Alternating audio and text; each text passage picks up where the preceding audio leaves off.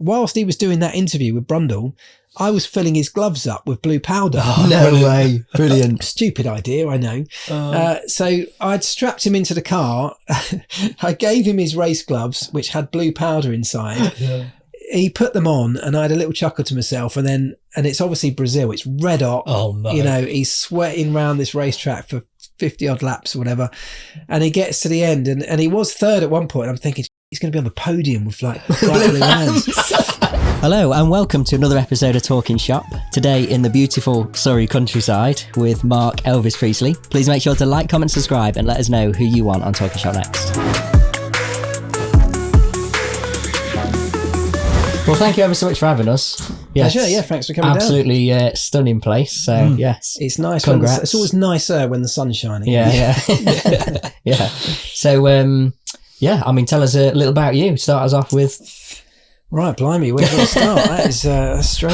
How how you got into it? So how did you get into becoming a mechanic? Well, okay, so in the beginning, it was less actually about becoming a general mechanic. It was very much focused on Formula One. So I grew up living next door to Brands Hatch, which is the racetrack over in Kent. And when I was a kid, you know, back in the 80s and 90s, they used to rotate the British Grand Prix with Silverstone. So it used to come to my little sleepy village. This whole circus used to turn up and, you know, hundreds of thousands of people, cars everywhere. And the sound, you can imagine, of the old Formula One, particularly, just this scream that reverberated around the entire village for miles.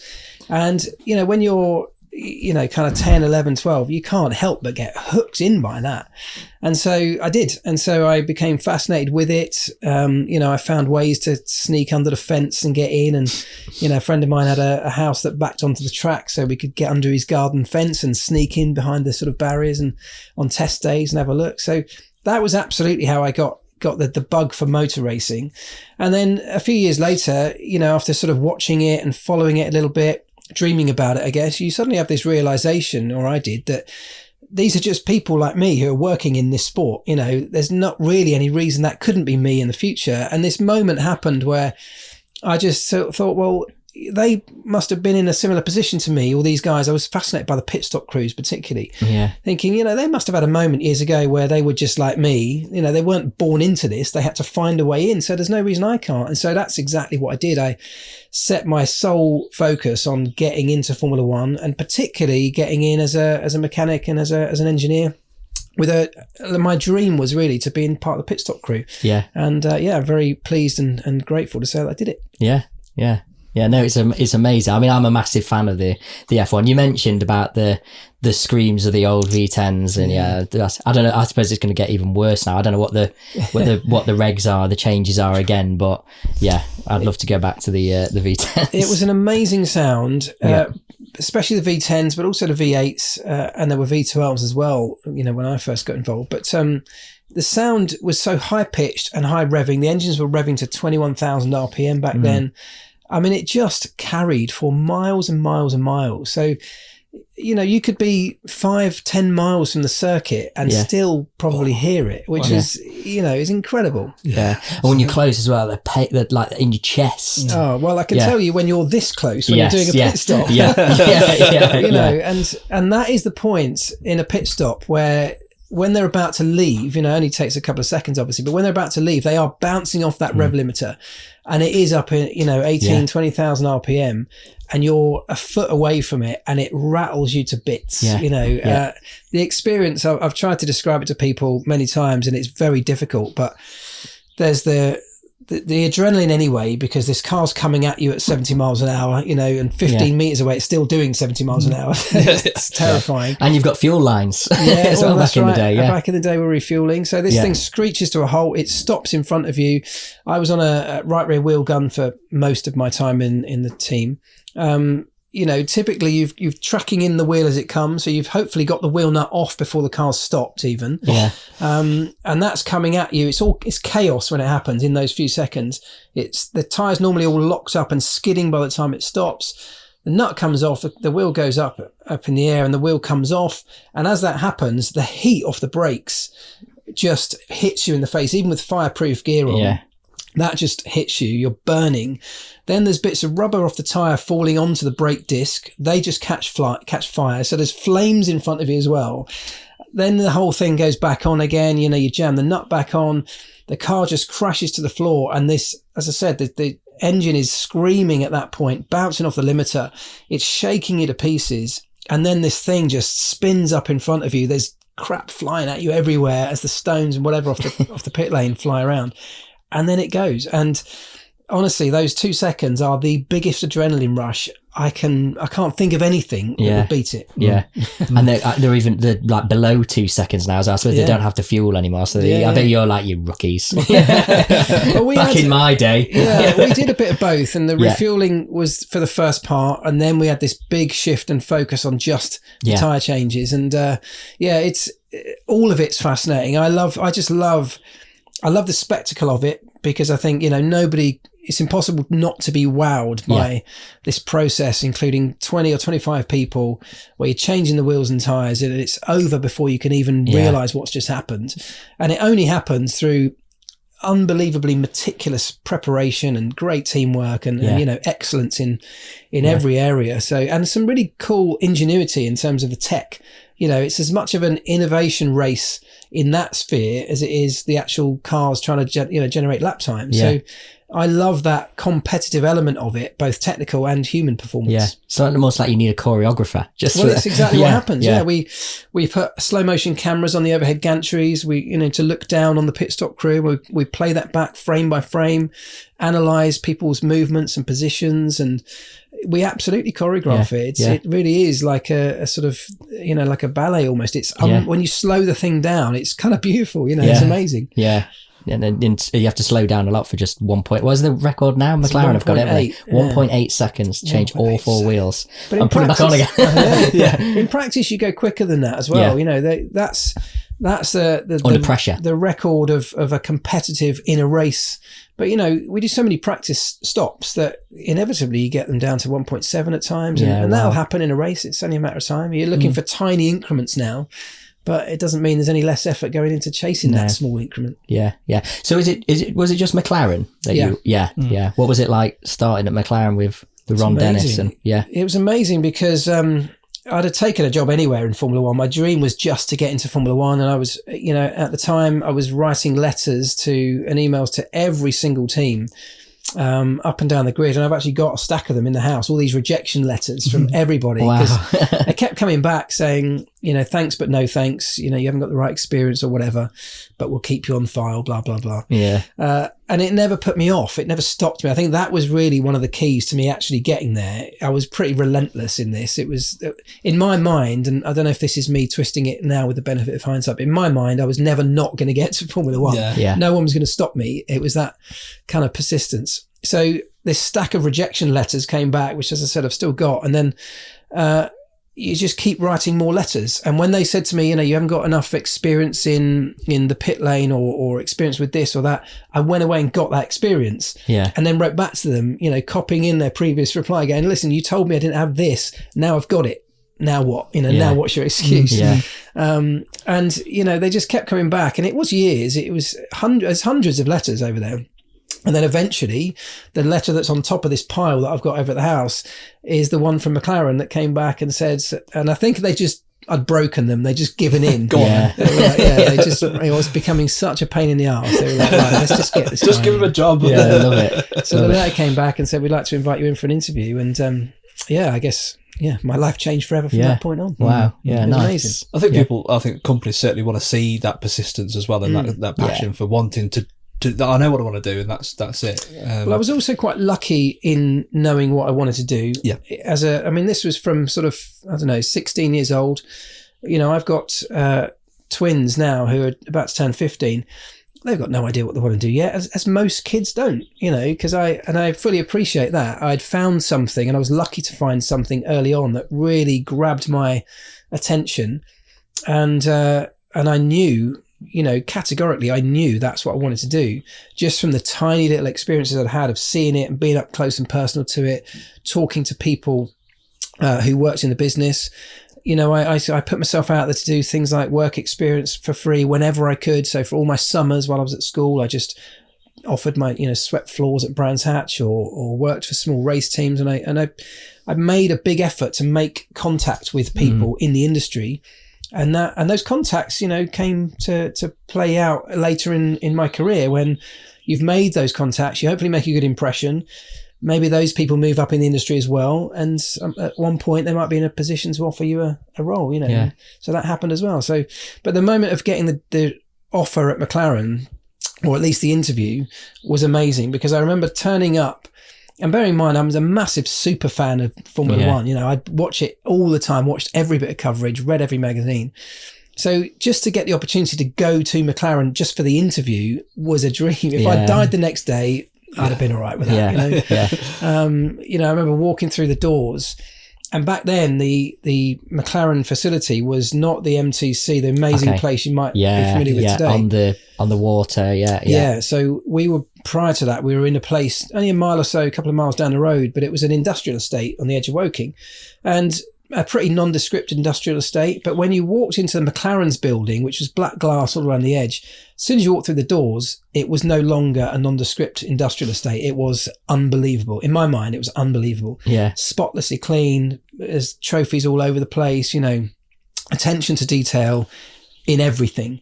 And I was blown away the second these doors opened. And then, so fast forward a little bit, did the few interviews, got through the various stages, got the job. In fact, actually, I got the job. I'd given up. I did the interviews. I thought it had gone really well, but I heard nothing for probably 4 months. And at that point, I'm assuming, maybe this one's not worked out. And so eventually I got offered a job at ProDrive. Mm-hmm. So another big organisation, not in Formula One, which was the dream, but, in rally and various other programs. Really big, good company. So, I had to take the job. So I go to ProDrive for my first day, and at lunchtime on my first day at ProDrive, the phone rings. It's McLaren offering me the job. So I had to go in at lunchtime on my first day to go and resign from the job I just started. No way! Yeah. And luckily, Dave Richards, who runs ProDrive, has become a friend at times. I've interviewed him many times on the various shows and whatever, and I've mentioned to him since, this is what happened, and I must explain. And he said, listen, I totally get it. You were just, he said, you're just following the dream, and sometimes you can't predict when the dream's going to happen. You just got to be ready for it. He said, I totally respect you following that dream. Yeah. So. Grabbing it with both hands and going for it. Yeah. Who was the first driver you met when you got the job? So it was Mika Häkkinen and David Coulthard were the two at McLaren, the two race drivers when I started. And I do remember my first test, going to my first test at Barcelona with the test team. And you know what it's like on your first day. We'd been working all day and it's pretty frantic. It's a busy old existence being an F1 mechanic. And at the end of the day, we used to pop over to the motorhome for our dinner. And I remember going in, and obviously didn't know anyone at that point really. And by the time I got my dinner, all the tables were full apart from one. So there was no one to sit with. You feel like that kid at school who just feels like an odd one out. I had no choice but to go and sit on the table on my own, feeling like a right Billy No Mates. And I sat there for a few moments thinking, this is really awkward. And then one guy came and sat on my table, and it was DC. It was David Coulthard. Oh, cool. And we had this amazing chat, and I was still a super fanboy at that point. Yeah. Because, the week before I was watching him on telly. Yeah. But he was amazing. We talked about it, actually. He was on my podcast a couple of weeks ago, and we had the same conversation, reminding him of it. But he said he deliberately came and sat with me because I was on my own. And, he had such a big belief in the importance of teamwork and getting to know the people in your team. And so he said, because he didn't know who I was, that was exactly why he came and sat next to me. And we had a big chat about just everything around who he wanted to know who I was. And tell me who he was, not just as a racing driver, but away from that. And we really got to know each other. And I had total respect for it, and it was his belief that the more we know each other in that team and who the people are in our team, the more we'll end up trusting each other, and that ends up building performance. Yeah, that's amazing. Because you've got a pretty good, in terms of, it was a good era for drivers. Yeah. Mika Häkkinen, obviously David Coulthard, Fernando Alonso, Lewis Hamilton. Yeah. Pretty amazing. Kimi Räikkönen as well. I worked with for a long time. Yeah, I was very lucky. that I was there through some really successful times for McLaren. So we were lucky enough to win championships. Mika was world champion in the first year when I first got there. We won with Lewis, of course, in 2008. And we came very close with Kimi a couple of times as well. And had some brilliant, and it wasn't just the drivers, you know, Ron Dennis was an unbelievable inspiration to me. I worked with Adrian Newey as well. And some amazing people behind the scenes. And that's the beauty for me. That's what Formula One is so special for. Yes, it's great racing and entertainment, all the superficial bit on the surface that people tune in for. But the reality is everything that goes on behind the scenes and the people behind the scenes are the very best in the business, in no matter which role they're in. The designers are the best, you know, the engineers are the best, the mechanics, the management, everything is operating at such a high level that it all ends up hopefully rubbing off on you. And that's what's happened to me. I've gone through 10 years at McLaren under Ron, where this insane level of focus on detail and teamwork and all these kind of unbelievable traits have rubbed off on me to the point where it's now helped me in everything else I've done since. You know, my second career, if you like, since leaving the team has absolutely been a success because of all of that. Yeah. And I suppose if it is, because it's like the ultimate engineering, the high standards, the attention to detail, like you said, now, you know, it must be a little bit like, I suppose when you join Wheeler Dealers, it's a bit like you're going from one end of the spectrum in terms of technology, right back to the other end. There's definitely that. So the other thing that Formula One is very good at, the technology is amazing, both on the car, but also these things like the facilities that we, as engineers, you get to operate with is amazing. But also as a business, they operate at an incredibly high level. As I said, the people in every role are brilliant as well. So you're right. You come to something like, and there was a big gap, by the way, between me leaving Formula One and joining Wheeler Dealers. But you're right. It's a lot of people say to me, is it not a massive step down? And I say, you know, it really isn't. It's not a step down at all, because what we're talking about here is the biggest and most long-running car show in the world on television anywhere ever. I mean, that's a huge success. That's a massively successful operation. And that didn't happen by accident. It's happened because it's done a lot of things very, very well over a long period of time. That's what Formula One teams are trying to do. They're just different things. And so I joined and hopefully was able to bring another, you know, something else to it. Definitely brought my sort of focus on details. I think that was something that I hope I've added. But also, you know, because I've worked a lot in building teams and building the other side of what I do in the gap, really, or the bit between leaving the team and today, and I still work in this today. I work in the corporate world, helping businesses and growing and building high-performing teams. And so I did a lot of this stuff around teamwork and how you organize people in a way to get the best outcomes. So although that's a totally different world to what we do on the show, there's elements of it I bring into it, hopefully. So, you know, Wheeler Dealers has a big team of people behind it, and motivating them and getting them to operate, to go to the lengths that I feel we need to go to get the right product out the other end is something that I hope I'm pretty good at. And so it does all cross over. It seems like a world away, but there's so many things that I think, and in fact I know, I've taken out of Formula One and I put into everything I do today, including Wheeler Dealers. So it's like that the high performance or the under pressure as well of everything you're doing is being documented, is being filmed, and you're used to that high pressure environment from the Formula One as well. So. And the time pressures, you know, we're always under time pressure on the show, traveling. I mean, that's something else actually. Traveling is a good one because we travel a lot, obviously, with the team, and we put a lot of focus into managing that in the best way possible. Things like jet lag programs, just so that when you do arrive, you're in the best shape possible. Just general health and fitness and well-being. In Formula One, we relate it all back to how it's going to impact our performance. And I would say the same applies to anything. So we now take the show Wheeler Dealers on this world tour. It's called Wheeler Dealers World Tour. We do a lot of travel, really intense travel, and a lot of long haul travel. And so everything I've learned through Formula One about managing that in the best way possible helps me. I mean, my flight was delayed when we went to Australia last year to film the last series or a section of it. And my flight was delayed, or I missed a connection in Dubai or somewhere. So by the time I'd got the later connection, we're on such a tight schedule of filming when we got there. I literally came off the plane and someone went action. And, brilliant. You know, and luckily I was ready for it because the amount of jet lag and fatigue wasn't anywhere near what it would have been had I not prepared in advance. So these things always have a habit of helping, even if it's not always obvious. Yeah. With the World Tour, how do you sort of find it as a team, I suppose, having to adjust to new workspaces, you know, trying to source the right cars, you know, in this, I suppose, when you put it down to one country, you know, you're based somewhere, you've got that team, that car ready, where I suppose when you're doing a world tour, none of that is it's a whole new set of challenges, that is for sure. Somebody put your tools over there instead of over there. Well, and also generally I'm using someone else's tools, which I hate. You know, typically I hate when we're doing the show in the UK, which we did for a long time.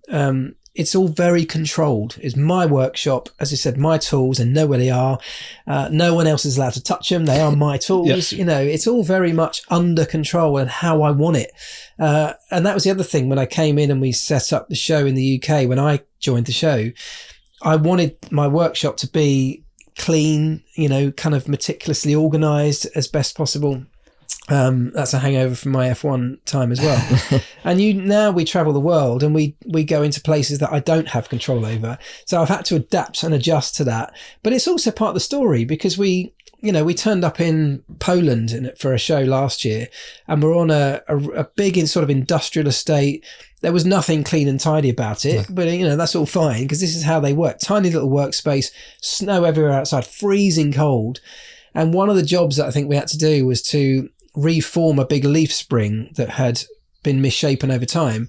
And, you know, in my world, I'd be taking that to a machine shop to get it straightened or even making a new one. In their world, they take a giant sledgehammer to it over a block, you know.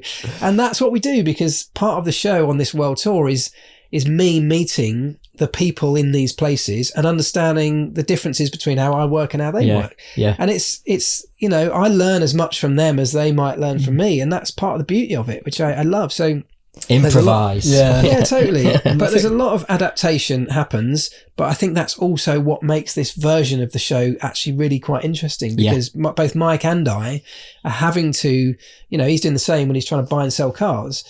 It's not the way we do it always over here. So he's figuring stuff out and learning from other people. And it's just a big learning process. And I think the fact you see Mike and I experiencing some of these things for the first time is what makes the show really interesting because it's, when you're as a viewer watching it, we're seeing it for the first time. It's authentic as well. Yeah. I think it comes across really well actually watching it. So I totally sort of felt that when you're just plunked in this country, right, there you go, there's your workshop, that's your car. Go on. It's you have to adapt and it means there's some funny moments and what's nice about this version of the show is that it's not just, you know, the UK version, because the workshop was controlled and fixed, all those elements were the same every episode, and they really put all the focus onto the car, which was great because the car became the star of the show, of that story. You told the story of the car, you told the story of the buying, the selling, the fixing and whatever. But everything else is fixed around it.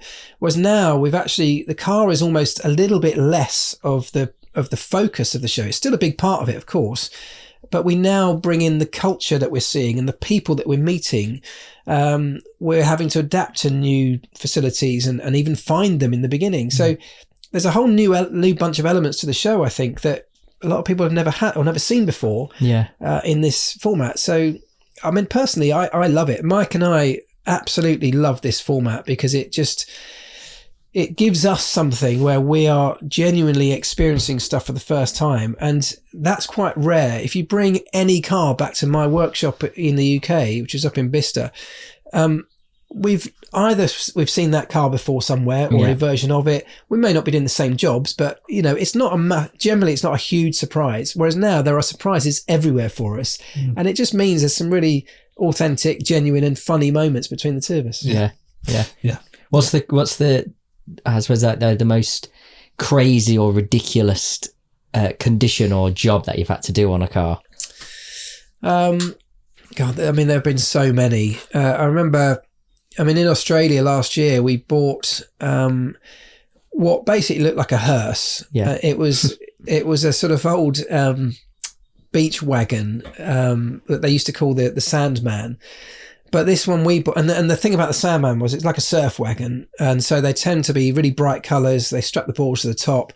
The back gets kitted out so they can get changed, and they just park them up at the beach and go surfing for the day. So there's a whole culture around them. Great car, great vibe.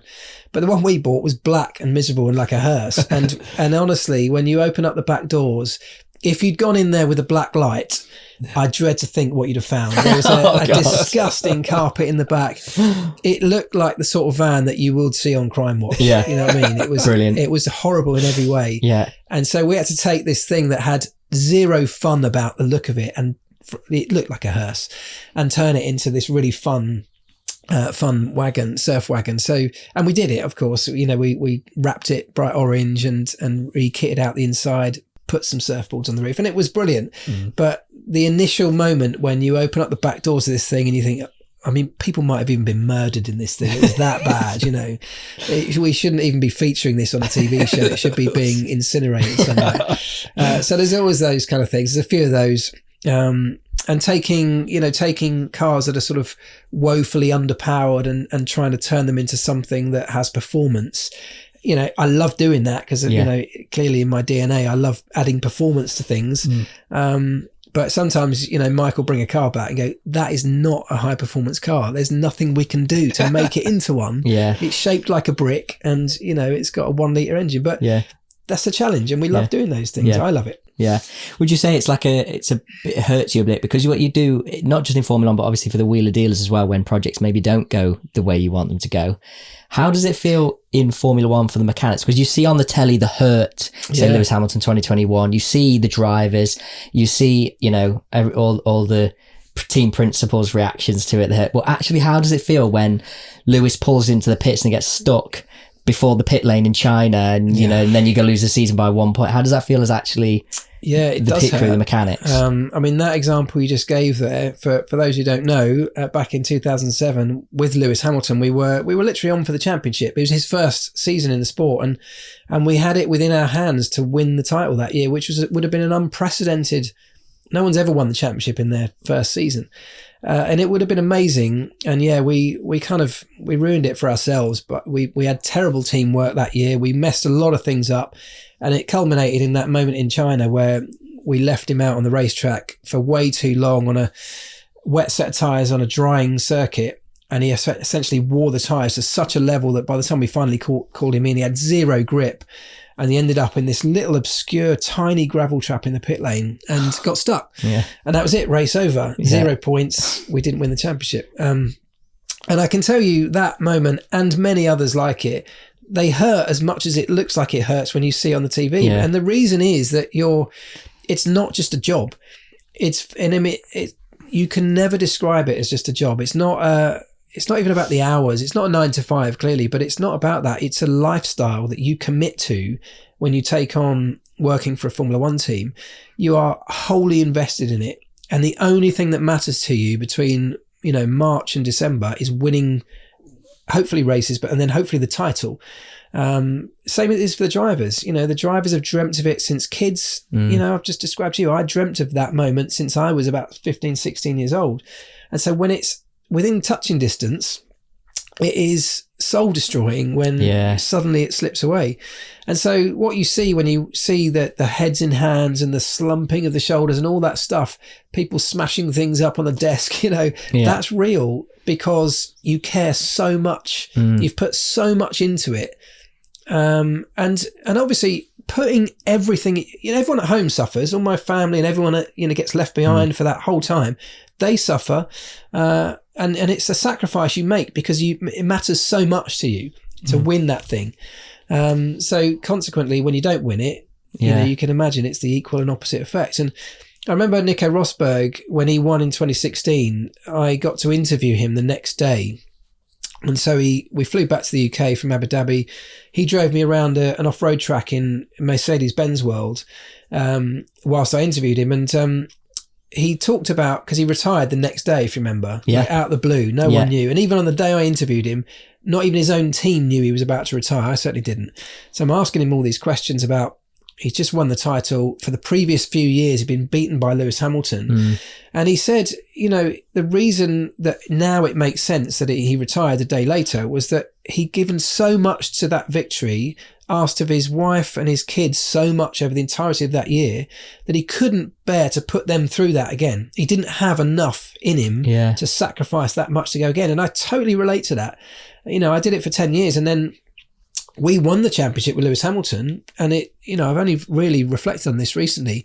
I sort of retired, if you like, from Formula One the year after. And it's probably no coincidence. I tried to win this thing for 10 years. You win it, and I couldn't keep going. It didn't feel like that at the time, but probably that's what was happening. You've given your whole life to it. And subconsciously. Then you do it. And then you do it, and you're like, oh, it took 10 years to get there. It took all that effort and sacrifice, and now must be time to do something else. Yeah, probably knocks you down every time. Not consciously, no, but you probably. And the moment in 2007 when Lewis ended up in that gravel trap, and on that year we lost the world title by 1 point on the final day of the season in Brazil. And I don't believe it was any coincidence that 1 year later we won the world title by 1 point in Brazil at the last race. And the drama as well, because I think it was. Some of the, I mean, you see loads of it now, Drive to Survive, which we'll talk about. That's helped massively to see like the drama. But those really sell the sport. But to have it two different, one Lewis, you know, poor Lewis, and then the next year Felipe Massa by 1 point on the last corner as well. Last corner of the last lap of the last race of the season. And look, the reason I say I don't think it's a coincidence that a year later we won by 1 point, having lost by 1 point the year before, is because we learned so much. That pain and that hurt that we went through, it was a massive motivator to make sure that you don't feel that again. But also, you know, in Formula One, we analyse everything to a ridiculous level. So we analysed all the failures, and we got a lot of stuff wrong that year. And we analysed that and then, you know, put things in practice to make sure it doesn't happen again. And that's why I don't believe we'd have won the title the year in 2008 without losing it the way we did in 2007. So sometimes you do learn an awful lot from the things that go horribly wrong, don't you? And that was definitely the case there. On that subject, have you ever experienced anything sort of majorly go wrong on the pit lane, and you think, well, I mean, I can't think of anything nothing personal on my front, luckily.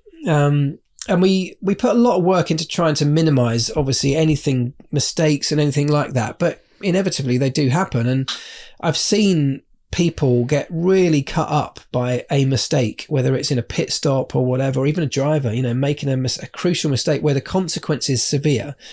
It hurts you and it really gets you. And you know, Formula One, like any sport and pretty much like anything, is part technical and skill level and whatever tools and equipment, whatever the technical side of a sport like Formula One's huge, but there's also a massive human performance side, and part of human performance, a big part, is the mentality. And so when something does go wrong, whether that's a driver making a mistake or someone in a pit stop crew, the teams now, we as a group put a huge amount of effort into managing that process to make sure that you're mentally in the right place, or as good a place as you can be, to mitigate against, you know, the negative impacts of making mistakes, which we know will happen. And so, like, whilst I can't think of a particular mistake that I made, I can remember being, first of all, terrified of making them at times, particularly on the final days of a championship when you're in with the shout of winning it. And I was fortunate enough to be there on quite a few occasions, both with Kimi and then with Lewis. You feel the tendency is to want to do something different. You know, it's like, well, it matters more today, so we should be doing more checks, or we should be doing, you know, working harder or whatever. And the reality is that we now appreciate fully is that you shouldn't do anything differently. No. You do the things that got you into that position over and over. You do those again and don't change things. When you change things, we start to make more mistakes. And so that we put a lot of time and focus now into trying to make sure that everyone's calm under pressure. If mistakes happen, that we deal with them calm and under pressure, you know, whilst that pressure's high as well. So it's not a huge coincidence. It's certainly not a coincidence that there are very few mistakes in Formula One, because there's a lot of work goes into making sure there aren't. Yeah. One of the things that Drive to Survive has shown is just how much like backstabbery finger pointing there is, which is crazy. We'll come to, but what is it like as well when the drivers, you've just spent however many hours putting a car back together and then they can't bin it again like the next day or, you know, in a test or in qualifying? What's that like to know? It hurts. It hurts, but, you know, I think from the outside, I think people think, "Oh, you must be really pissed off with that guy. Yeah. You know, you spent all that time and he's stuck it in the wall." But the truth is that I was never angry with a driver because the only reason they've stuck it in the wall is because they're really trying hard. Yeah, yeah. And when you're operating at the very highest level, which they are in Formula One, when you're talking about thousandths of a second being the difference between first and second on the grid or whatever, you have to be at the limit. And the only way you find that limit is by at one point stepping over it, because that's when you know where it is. And so I never got angry with the driver unless he did it repeatedly. I never got angry with the driver stepping over the limit in an attempt to find where it was, because we would come back and we'd rebuild the car.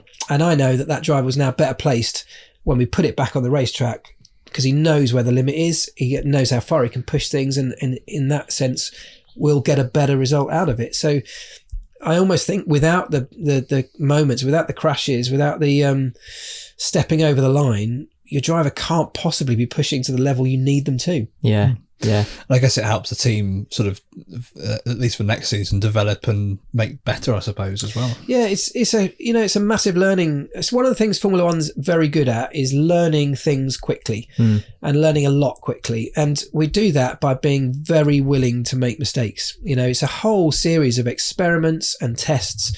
Every time we put a car on a track, in practice particularly, it's running a series of tests and experiments to see what works and what doesn't.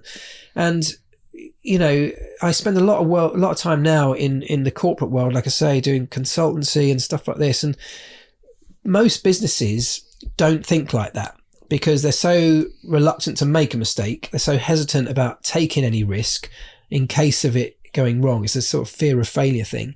Whereas in Formula One, we don't have that. We absolutely embrace it and bring the failures on, because the failures, when they're coming at you, are just learning experience. It's more data for us to crunch. Yeah. And as soon as it's like the driver stepping over the line and hitting the wall, it's obviously an epic failure. Costly as well. But you have to build that cost into the price of your success. And actually you can equate this to anything. It's not just about money. There's always a cost to getting to where you want to get to. If I think about my journey to Formula One, the cost was, it took me quite a few years. It took me a huge amount of sort of brutal punishment, of these brutal letters coming back essentially saying you're not good enough. For a lot of people, that would have meant you'd give up, or you'd take it to heart and you'd lose all your self-confidence and you wouldn't keep going. For me, that was just the cost of getting to where it built resilience. That persistence was the cost. So it's the same in anything. We have the cost of our success includes a whole bunch of failure, because if we don't have the failures, we're not experimenting. Our competitors will be, and they will find opportunities in those failures that we would never find because we're not willing to take the risk. And that's a huge part of Formula One, is that risk taking and then learning from the things that don't work out is just the norm. It's not something that often in life we see that as a real blow, like a massive setback. We have a totally different view of it. And it's carried forward for me now outside of Formula One. I'm quite a big risk taker generally, not recklessly, but if I want to learn something fast, I'll just throw myself in and try it, knowing that it won't work first time round, but that's fine. I'll get there in the end. Yeah, it's a good mentality to have. You don't see, well, I personally don't anyway, but maybe others will be the same. You see Formula One as this perfect thing, how close they can come around the corner to how fast the pit stops are. These things are like aerodynamic, Adrian Newey, like it's aerodynamic genius. But then, it's all trial and error. So it's so expensive. But what you're seeing when you flick your TV on a Sunday is the finished, polished article. There's months, years even, of epic failures and catastrophes and all sorts that have gone into making that happen. And I even say this about pit stops. I often talk now with companies around pit stops is, you see a 1.8 second pit stop on television, it's mind blowing. I mean, that is like, how on earth did they do that?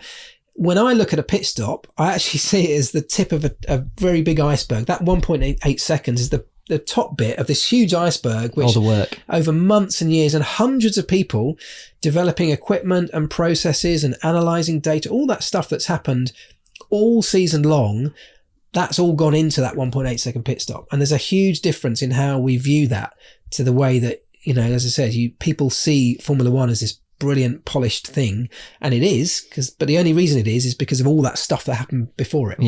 What was it like working with Adrian Newey as well? Because people just see it as, if spectators just think wherever Adrian Newey goes, they're going to have the best car. Yeah, he's a magician. Yeah. Well, he is unbelievably good. There's no question. He's got this record that, I mean, no one else even comes close to. And particularly around big regulation changes. So he's very, very good at seeing opportunity in a new set of regs, for example. And that's why Aston Martin right now have paid a huge amount. He's getting paid more than most of the drivers on the grid. Wow. And they see that because there's an opportunity with a big set of regs changing next year that he will be the one to find the loopholes. But it all comes from just an unbelievably relentless pursuit of performance. And he's uncompromising in that. And I'll give you an example. I remember working with him back at McLaren, and we had a big sort of, I don't know if you remember the barge boards that used to be on the side of a Formula One car, big sort of aero deflector thing, quite an intricate piece of carbon fibre equipment. And it just directed the airflow around the car to where we needed to get to. But we had these huge ones on the side of McLaren, and they sat forward, so the front suspension used to go through the middle of it. But they were so low to the ground, they'd forever get knocked off on curbs, and they were almost a disposable item. So we'd be changing them every 5 minutes. And yet on this particular year, Adrian designed this barge board. Because this front suspension went through it, you'd imagine with a component you're changing every 5 minutes, you just put a big slot in it so you could slot it over the suspension when you had to put a new one on. But he didn't. He wanted a hole so that you had to dismantle the whole front suspension to get the barge board off, feed a new one over the wishbone, and then fit it. It took forever. It was right pain in the arse. And I remember struggling with this one day, fighting with this thing on the floor of the garage in the McLaren pit lane one day. And Adrian walked past, and I said, "Adrian, come here." I said, just out of interest, so when you're designing these cars, I said, give me a rough idea, like as a percentage, how much of your time and energy goes into thinking about the practicality of people like me changing this versus how much is just whether it works or not? He went 0. Brilliant. Literally 0. Yeah, thanks, mate. Yeah. And but it was true. And that wasn't a factor for him because that's not going to improve your performance. Yeah. You know? Yeah. I mean, there's always the argument that if it takes too long, you're going to miss the session. Sure. Yeah. Which I pointed out to him. But it was all about performance. He didn't want the slot gap, which would have made the job easier. Would have been an aerodynamic negative, only by the tiniest amount, ridiculously small amount. But that was his mentality. Yeah. Do you have like a proud moment, not an "I told you so" moment, but a moment where actually, do you know what, that was me, you know?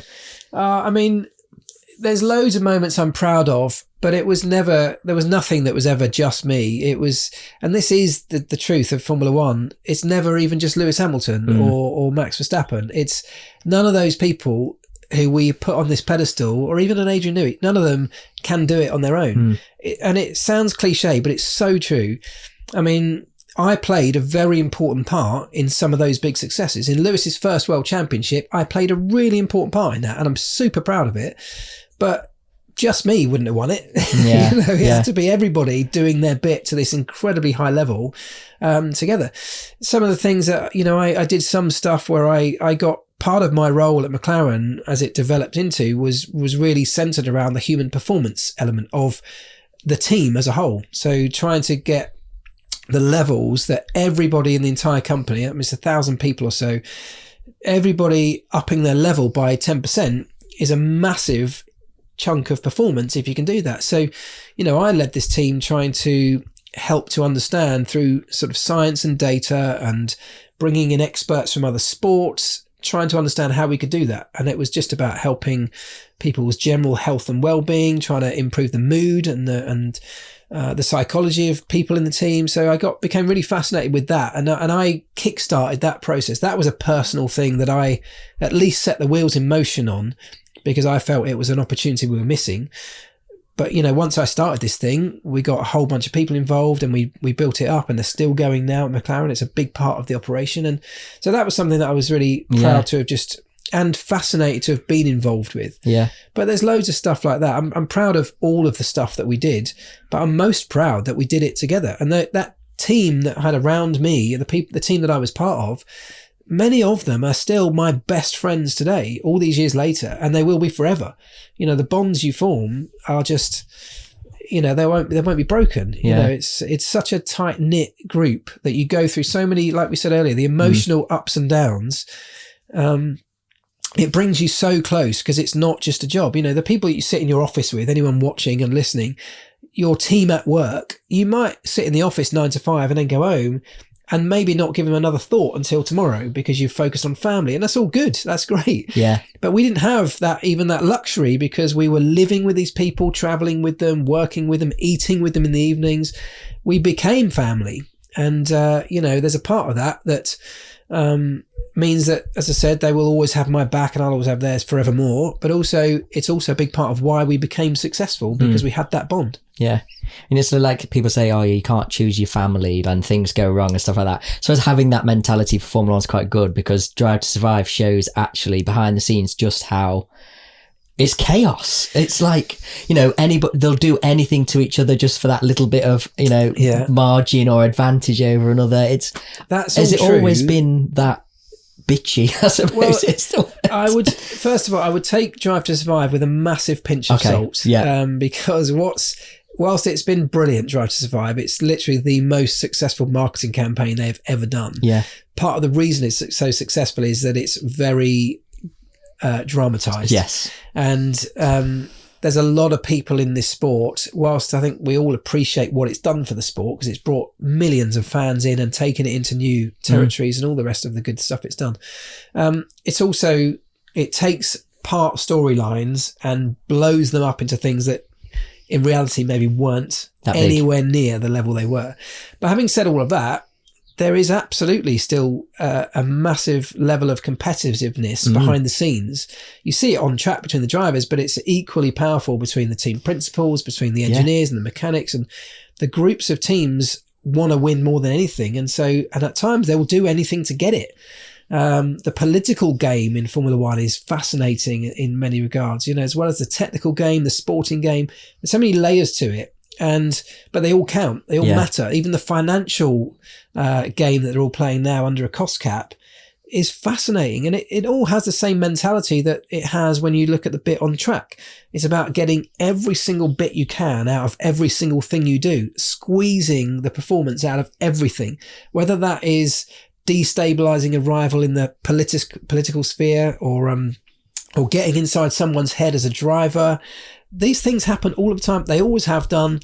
Whether you can get somebody's bit of technology banned, you know, that presents a potential opportunity to you. So that happens. Yeah, it's always just happened. Relentless. They've just put a camera now, so you can see. That's it. What was crazy is that 2021 season. I've never had almost having like heart attacks watching it race to race. That was an incredible season, and that's, I suppose, like the cameras behind and being able to listen to the team principals speak to the FIA, speak to Michael Massey. That was all just mind-blowing. I wish they'd almost, just for the drama of it every now, bring it back. Because being a Lewis fan though, I mean, in the end I wish they never did it. It was awful. But I suppose back to the mentality thing. Obviously you've worked with multiple world champions, Fernando Alonso, Kimi Räikkönen. Lewis being a 7-time world champion, obviously, is incredible. I'm sure there's luck, but what sets him apart? How has he been able to do it for so long? Yeah, it's a good question. And now, of course, we have the benefit of hindsight of looking back over his career. But, you know, I worked with him when he first came into the sport. And whilst no one will honestly be able to tell you they saw this coming, because of course no one did, not even Lewis did. But what I can now go back and look at and say, I can now see some of the traits he even had back then that will have helped him get there. And one of those is his relentless pursuit of looking for advantages. And so to give you an example, I remember him, and he still does this now. He's often the last guy to leave the track of all the drivers on a Friday evening, because he's there with his engineers just trawling through data. And then what he's doing is trying to find something that he can find together with the engineers and the mechanics, trying to find anything, even the tiniest thing, that he could then use the next day to create an opportunity or an advantage. And they might be the sort of things that are sometimes so small that other drivers just won't see or won't look that hard for because they want to get back to the hotel. And Lewis is relentless, and always was relentless in that. And it stood him out even back then, I can remember. I'll give you an example, actually. When in 2006, so before he became a Formula 1 driver, he was racing in GP2, as it was then, F2 now. So one category down from F1. And he was at the same track as us, racing at the same circuit. And he was a young McLaren driver on the books at that point. I was working with Kimi Räikkönen that year. And I remember being in the garage working on Kimi's car late one Friday night. And Lewis wandered down the pit lane and everyone else in the garage had gone for dinner, I think. I was still finishing something off. And Lewis came in and just started looking around our car and asking me some questions. First time I'd ever met him, I think. Asking me questions about the car. But he was asking the sort of questions that even my own driver, my actual racing drivers, would never ask about the technical details of our car. And he wanted to know things like, it wasn't just like, if I press this button on the steering wheel, what does it do further back down the car? It was, how does the signal get from there through this black box? And then what happens and where does it go? And what changes, what moves, how does all of this stuff happen? And he went into such depth. I must have been there for half an hour explaining all this stuff that I could not get my head around. No one had ever asked me this stuff. And it dawned on me that what he was doing, because obviously a year later he became a Formula One driver at McLaren, and he was understanding the tools that were available, and he wanted to know them in more depth than anyone else on the grid would know them, so that when he got wheel to wheel and in the heat of battle, he'll just have an understanding of exactly what technology he had underneath him, what tools he had available in his armory, if you like. And it might just help him to know that he's got something that he can deploy, and he'll know exactly how it's going to work and what effect it's going to have.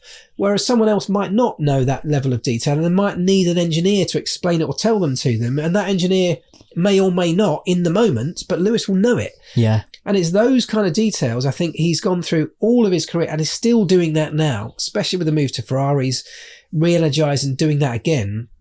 And it's all about leaving no stone unturned. It's, it's one of the reasons he became the perfect McLaren driver in those early years, because his attention to detail matched, McLaren stood out for their attention to detail, particularly under Ron Dennis. He matched that. He was a perfect fit. And so maybe that means there's no surprise he's gone on to have the success he's had. Yeah. Sure. How do you feel about all the rule changes constantly in F1 now? And It's kind of inevitable. It's always been that way, to be honest. And it depends on what they are.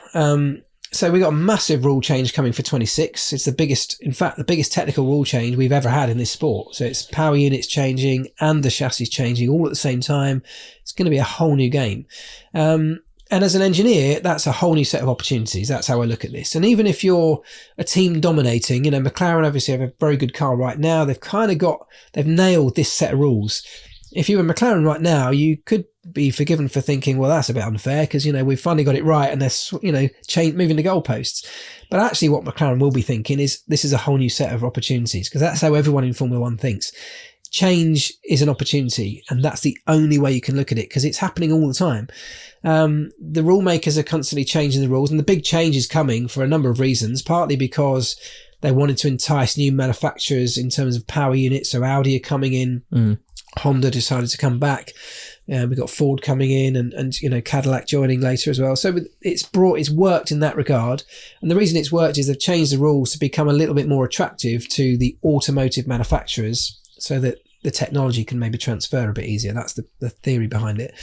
But also you have to continue to change the rules in this sport, because otherwise, if we left it the same, the outside world would be more advanced than we were. Things are moving so quickly, and it's even more true today, particularly if you think about the AI revolution and advanced robotics and all these things that are moving at a pace we can't even get our heads around. If Formula One doesn't stay at the forefront of that, well then what is Formula One? It should always be at the forefront of technology. So keeping continuously changing and tweaking rules to try and keep us there, and put, the latest one is sustainable fuels. We're putting that into the pot of Formula One engineering brilliance. And I guarantee you in a couple of years' time, that will have taken giant leaps forward to the point where everyone will all be driving with it and using it, and it will have revolutionized industries. Yeah, in fact, I was just going to ask you that same question. Do you think F1 sort of leading it, if you like, will help it come into the 100%? I mean, Formula One operates on a completely different time frame to the rest of the world. You give Formula One and the Formula One engineering community a challenge with a set of technologies like sustainable fuel, their only focus will be that. And it's time, dependent, because the quicker you can revolutionize that and develop opportunities, that's where your advantage is. If you can do it quicker than anyone else, you get the advantage before they do, and that wins races. So there's a total incentive to throw money and time and energy and people at this particular problem. Whereas in the real world, if you said to the automotive industry, we want to, bring fully sustainable fuels, we want to lower the emissions by a set amount, you'd give them 15 years to do it. Yeah.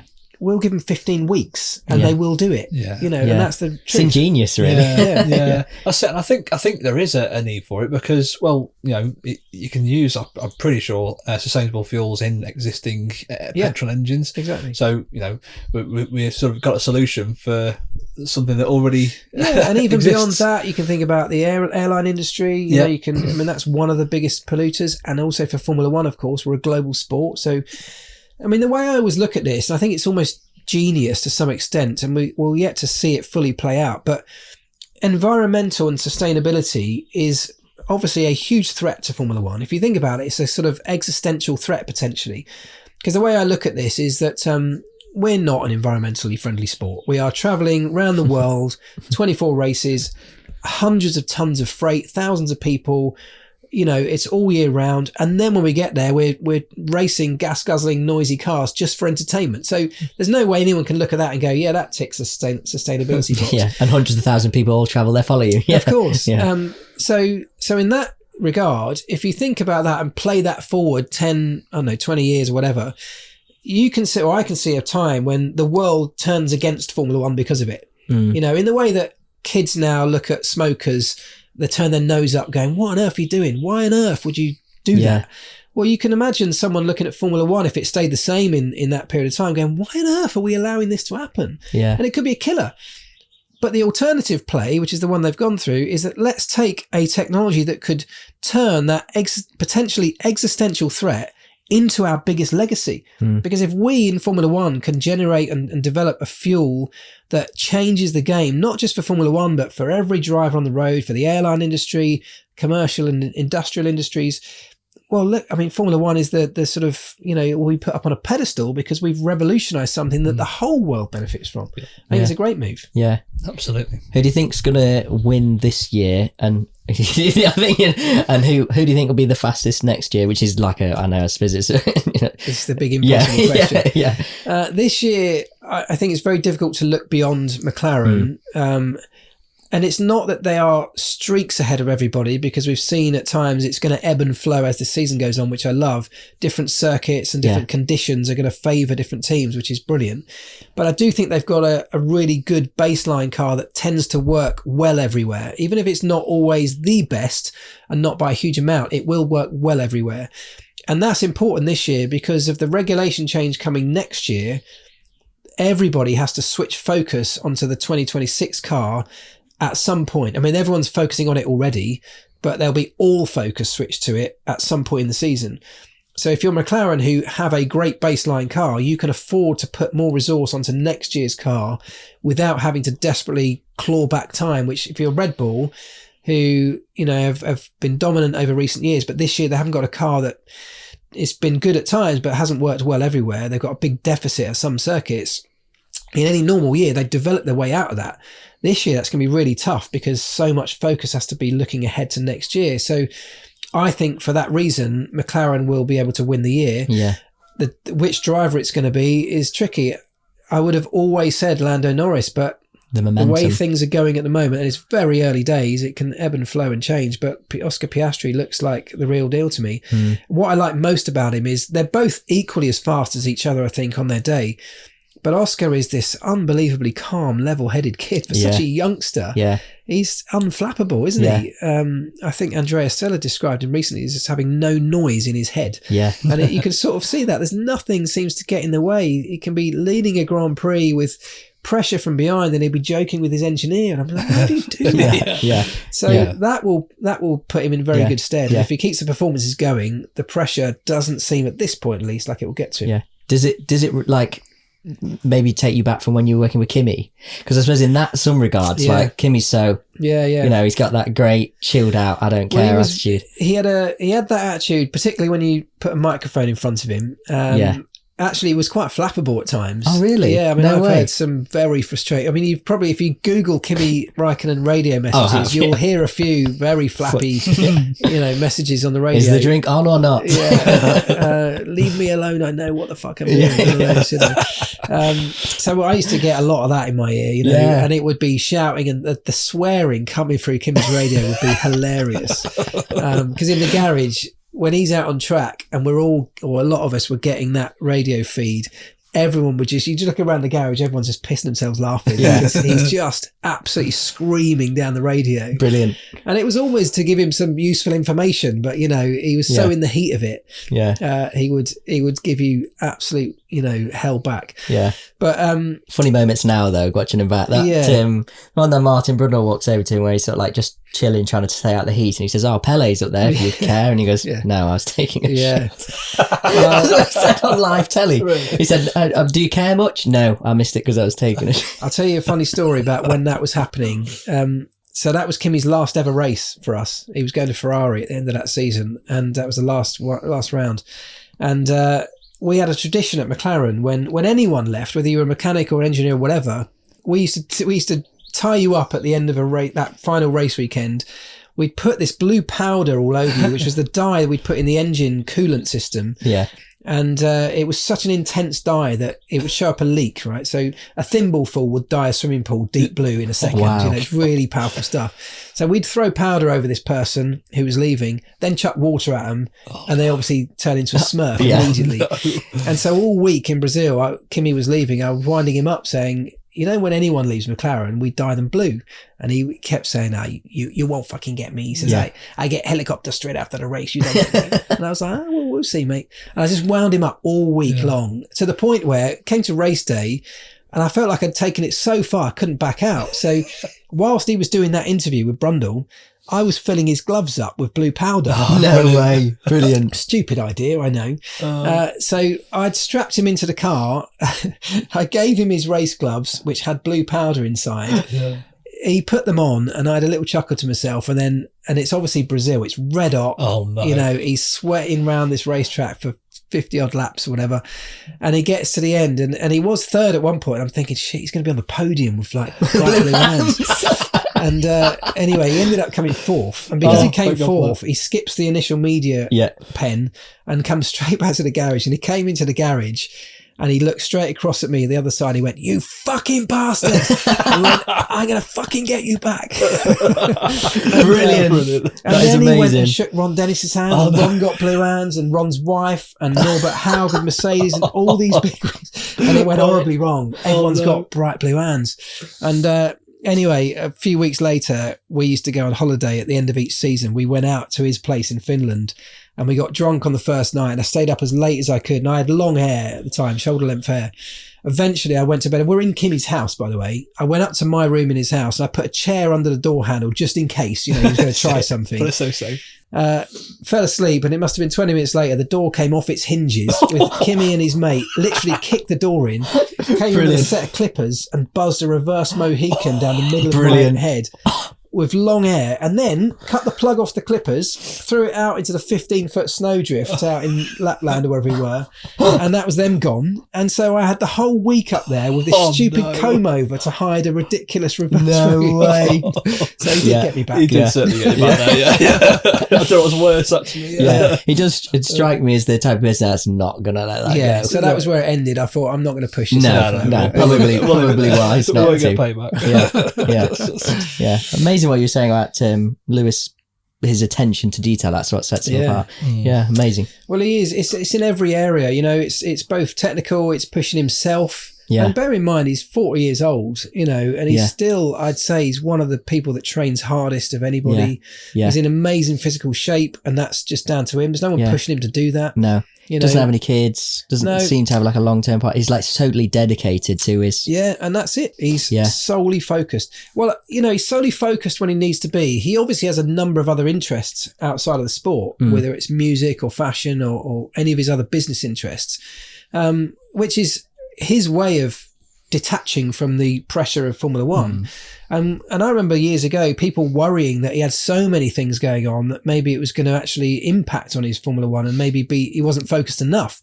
And he always said to us, this is how I step away and how I decompress. It's about, I need to go off and do, Milan Fashion Week or whatever, because I love it. And it's so different from the world that we operate in on a daily basis that's how I reset myself. And then I come back. And when he does come back, he's all in, fully focused, and he switches on, and his results have sort of proven that's the case. Absolutely. Yeah. Just a quick message from our sponsor. Do you work on or run a fleet of vehicles, vessels, or machinery? Do you struggle with downtime and expensive maintenance costs? Maybe you're tired of your basic diagnostic tools giving little or no technical information. Well, Eclipse Diagnostics have you covered with Jaltest, the leading supplier offering advanced diagnostic troubleshooting with OEM-level technical information, inclusive of wiring diagrams and repair manuals. Eclipse dedicated support teams are on hand to keep your fleet moving, offering remote product support with the capability of ECU programming and even software updates. Take back control of your fleet and inquire with Eclipse Diagnostics today. Quote promo code Talkin Shop to receive a free cable saver with your order and keep your valuable equipment well protected. Thanks again, and back to the podcast. And like I said, I literally could, we were saying you'll have to stop me, didn't I? Because I said, full on, I'll just keep going for hours and hours and hours. I'm shocking for it. But I suppose, if you want to then sort of moving the topic on ever so slightly, is what was the experience like writing your own book recently? Well, I've done just in the process of finishing off my second book. Okay. My first book I wrote in, I think it was about 2017. And that was my story of going through the team, going through, Formula One in the competitive sense in the pit lane. And that was amazing because it was just my story. So it was all in here, and I just had to write, it took a lot of time. It's hard work.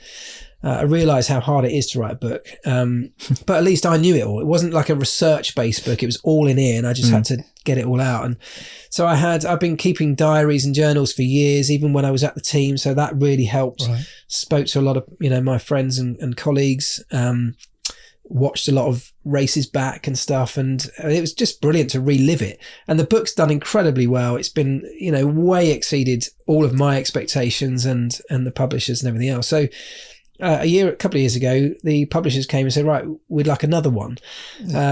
And because the first one had been such a success, I think they just assumed, okay, this guy's now an author. He knows what he's doing. We'll leave him to it. And so they gave me a total blank brief and an open-ended timeline and just said, right, well, we want a second book, please. Off you go. Here's an advance. Just bring us a book when you're ready. And what I suddenly realized was, that I absolutely need a timeline. I need the pressure of having a deadline because it went on for 3 years. And so it started 3 years ago. I'm just finishing it now I've finished it, but I'm now in the edit phase. And it's basically, this one is a book about some of the things we've talked about here, about the stuff I learned at McLaren on the human performance side. And with all of that, I've gone on since leaving the team to study things like psychology, team psychology, building high-performing teams and cultures. And I now apply that in the corporate world. That's my business today. That's what I do. So the book is effectively that stuff, but for any individual. So if you want to be better at any aspect of your life, Formula One has a lesson that I believe can help you get there. So I have a podcast of the same name, Pitlane Life Lessons, which is all of that as well. And it's basically all of those topics. It's things like learning to cope with pressure, learning to harness those kind of what can be stressful energies and put them into something good. It's learning to work as a team with people around you. It's dealing with failure and celebrating successes. And so there's all of these different topics that I think Formula One has an amazing power that can help anybody to get better at what they want to do if you just look at it through the lens of a Formula One team. Effectively, the way I describe it to most people is this book will help you to think more like a Formula One team would think about the challenges you face. Yeah. That's it. Yeah. Yeah, well, that's a really interesting way to sort of express your knowledge, really, is using past experience from a completely different sort of thing, if you like. Well, it's past experience plus a lot of research, and that's what's made it take 3 years, is that whilst the first book was just all in my head, this is a lot of, I've been reading really dull, heavy studies and research papers on a lot of topics, which has been fascinating. I do love that stuff, but it's really quite heavy going. It takes a lot of time, and then trying to translate that into stuff that people will just get. Make it relatable. And link it to Formula One, of course. Sure. I'm There definitely going to give those a read, by the way. Well, it's out in October. Yeah, nice. we go. Brilliant. So you retired just after Lewis won in 2009. It's really weird saying retired. You retired, but didn't retire from Formula One as a mechanic, as an engineer in 2009 when Lewis won. Then moved over into more media. What was that like? Yeah, Lewis won in 2008. Got to the end of that season Kimi and decided that I was going to try and think of an exit plan, figure out what I was going to do next, and I stopped traveling, but worked at the team in the factory for a year in 2009, and then eventually left. And I sort of, bumbled around doing some writing and stuff for a while. Didn't really have a clear plan, but then it was the producers of the Radio 5 Live F1 broadcast that picked up on some of my blog posts, as it was back then, and asked if I wanted to come in and try being a pit lane reporter at the British Grand Prix. And, I just said yes, having not having a clue what that was or what it entailed. And went to the British Grand Prix with the team, absolutely loved it. And I remember going home from that first weekend when I'd just been shown the ropes effectively. And I went home, and on the way home I phoned my wife and I said, I've just found out what my second career is. I absolutely loved it that much that I then set about, in the same way I'd done the first time around, doing anything I could to try and break into this new world and writing to people, being a nuisance to people. And I ended up doing a lot of stuff for Sky Sports, worked for them for years, worked for the BBC for a while, ESPN, did loads of stuff like that. And eventually, I'm now working back with the BBC, commentating for 5 Live on the on Formula One today. So it's gone full circle in that sense. Yeah, can't get away from it. No, and I love it. I do love it. I love the storytelling element of it. I'm still a massive Formula One fan at the end of the day. It's just that I have had this unbelievably privileged existence to see it from the inside, up close and personal, to be in places that most fans would love, given a right arm to be in. And as a result of that, I see it from a totally different perspective. And so hopefully the idea, the point of me being on this side of the camera or the microphone is that I can look at what's happening today in the sport and share, hopefully, the viewpoint of the team and give an understanding of what's happening inside that team, whether it's strategy or pit stops or, a level of understanding that we don't often hear very much from. You hear from the drivers, occasionally a team principal. You never hear from the rest of the hundreds or thousands of people behind the scenes. And I'm that viewpoint, hopefully. Definitely. I can tell you we're getting it now, really. Like there's loads of elements that you don't get to see just by watching it or turning up at a weekend or whatever and watching it. But do you have a favourite team? For obviously being a super fan before, do you have a favourite team, favourite driver of all time? The favourite team will have to be McLaren. It always will be. And particularly broadcasting for the BBC, you've got to be totally neutral, but I find that very hard. Of course. There's no way I can't have a deep love for McLaren, so that will always be there. In terms of drivers, I have so much respect for Lewis for what he's achieved, and still, we don't know if he's done yet. I think he's still going to achieve things. I have huge amount of respect for the way he's done it, but I have respect for all of them. If you think about, there's a lot of controversy these days, isn't there, in sport? The fans are either one or the other quite often. You can't be a Max Verstappen fan and a Lewis Hamilton fan. I've not met one of those yet. No, and I think so I get it completely, and it's nice in some ways that it's driven up this rivalry and passion for the sport. It's kind of great. But I also believe that the reason, and I have massive respect for Max. I think he is a generational talent. Possibly the best we've seen in a long time, and still going, and who knows how far he'll go with it.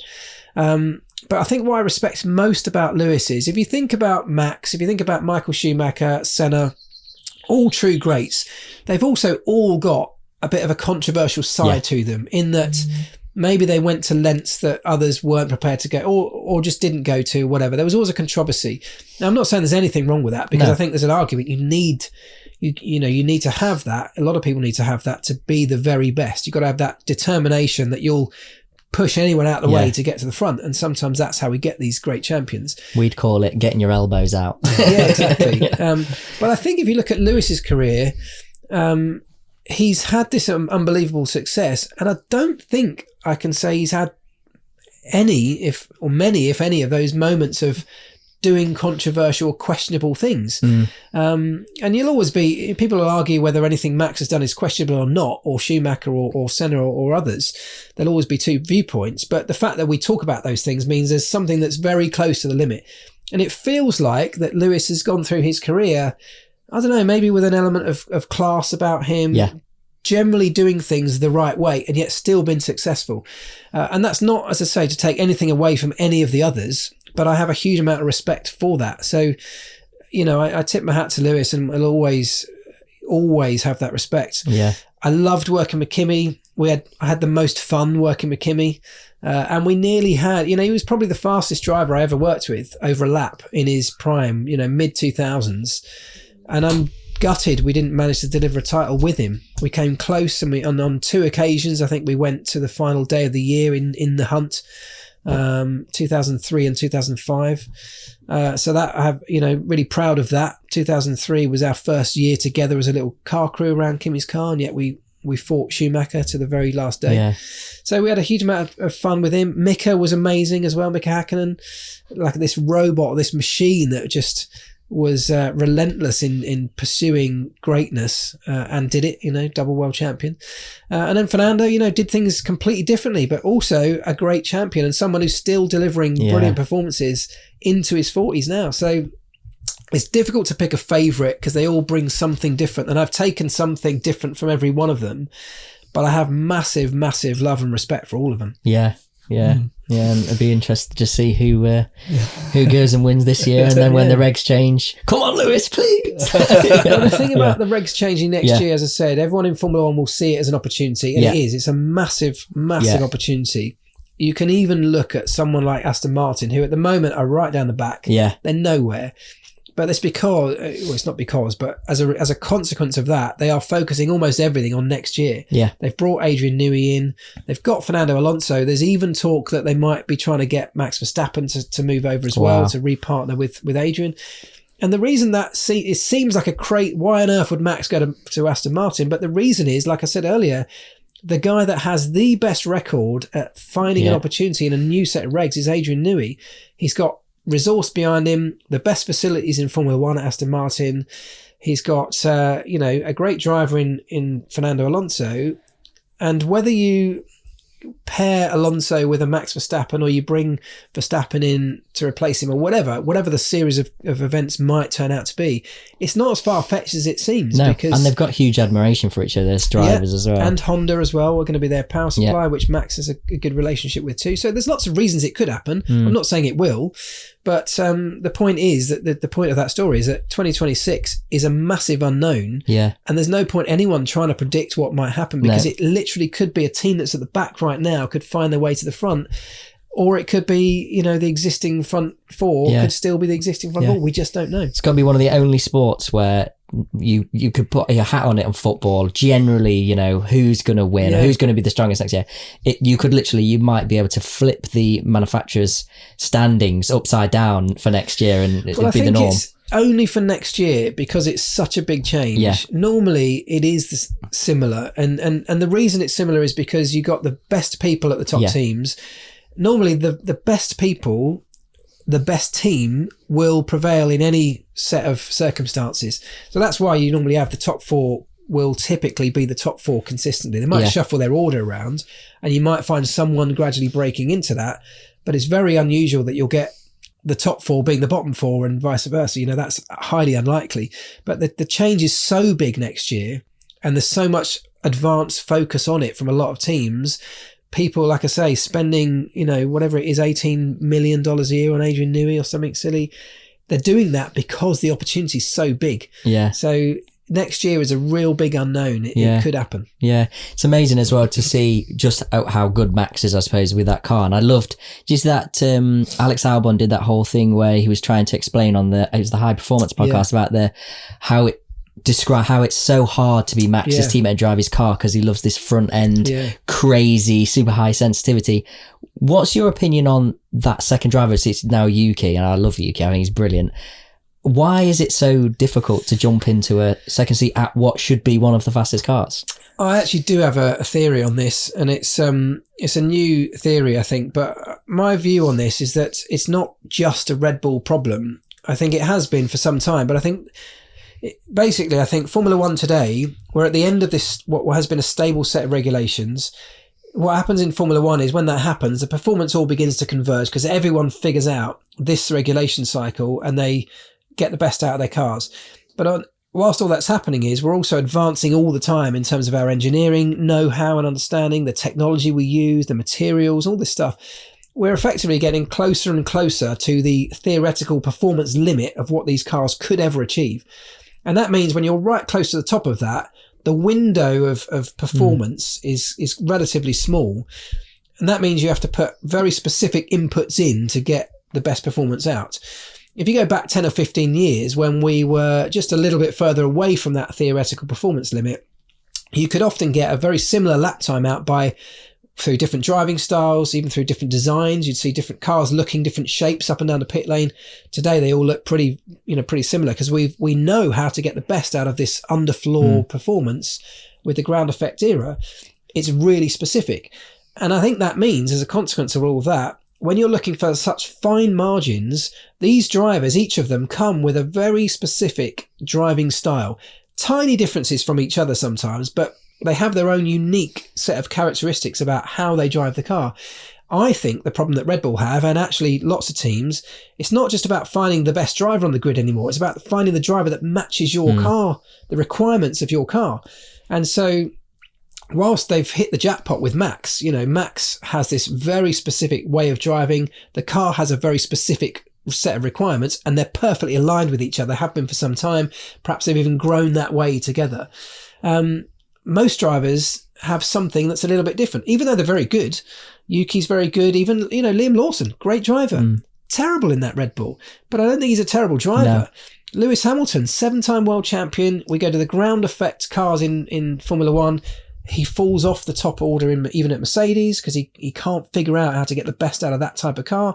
Moves to Ferrari, similar story. I think it's about matching the driver to the nuances of your car. And I think what has to change, and it will, of course, caveat all of this with it could be very different next year with a whole new set of regs again. But I think you need to start thinking as a team a little bit more about understanding at a much deeper level the driver you're looking at, a little bit like they do in football where they study so much data about the types of players they're going to buy. It's about understanding who that driver is, exactly how he drives the car, what he needs from a car, what he brings to a car, not just about the results, which was a very different metric to measure a driver by. So I think we've just moved because we've got closer to the limit.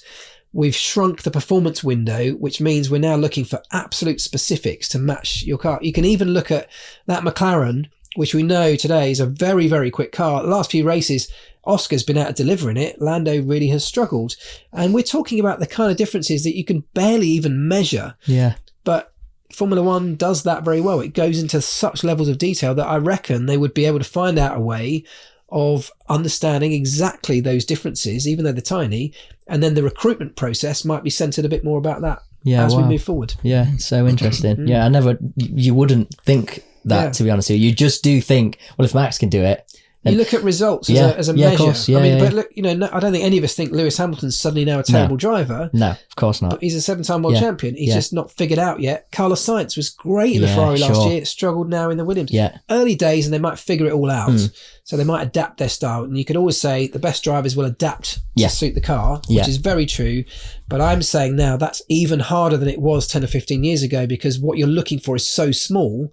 Whereas before you could bring a different set of driving styles and still get the best out of that car. Now we're looking for one set of specific characteristics. And I think that's going to take a little bit more learning. And very few drivers have actually gone from one team where they've been super successful and been super successful elsewhere. Not in the modern era. It happened all the time years ago. and I think people still view it like that. They always say, well, Schumacher did it. Ayrton did why it. can't these guys, why can't we do it today? I think that's what's changed. Yeah, sure. I suppose changing the subject. Back So to sorry, yes. apologies, but jumping on.